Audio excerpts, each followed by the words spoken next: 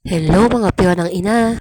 Ang aga-aga ay makulimlim na agad ang panahon. Kaya maraming salamat Lord. Yan nga pala yung sinampay ko kagabi pa dahil naglaba ko. Itong umaga nga pala ay nakita ko yung kapatid ko. Kaya ayun, napag-usapan namin na ibili na ng bike yung spoiled naming pamangkin. Kasi pangako to ng Daddy Onad niya. Bago umalis kabilin-bili na niya kay Daddy Onad na ibili siya ng bike. Kaya wish granted agad-agad.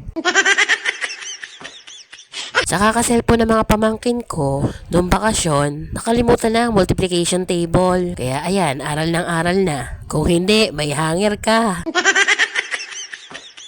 Ito namang isa kong pamangkin, 4 years old pa lang. Aba, parang 60 years old na. Kapag pinagsusulat, lahat sumasakit na para bang nirarayuma. Oh, siya nga pala. Panoodin niyo yung pinapanood ko sa Netflix. Nako, sobrang ganda. Teach you a lesson yung title. Ay nako, hindi masasayang yung oras mo.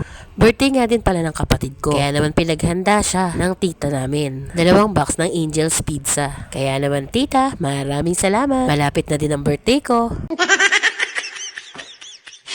Hindi naman sa nagsasabi ako, pero nagpaparamdam pa lang. At syempre, magpapasok ka na. Kaya kailangan na natin mag-grocery at mamili ng mga gagamitin sa school. At ayun lang, yung chismis ng buhay ko. Oh, bukas ulit ha. Bye!